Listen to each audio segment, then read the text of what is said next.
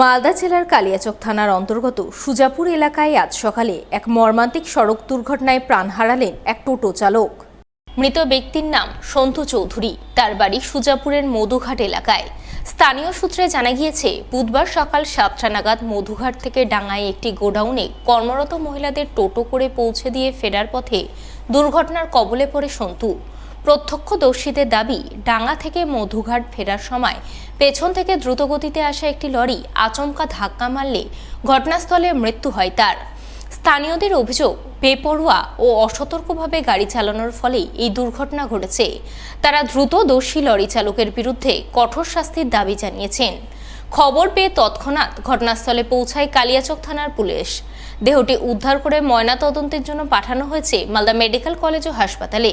ঘটনার তদন্ত শুরু করেছে পুলিশ। 7টার দিকে বাড়ি থেকে বেরিয়ে গেছিলো।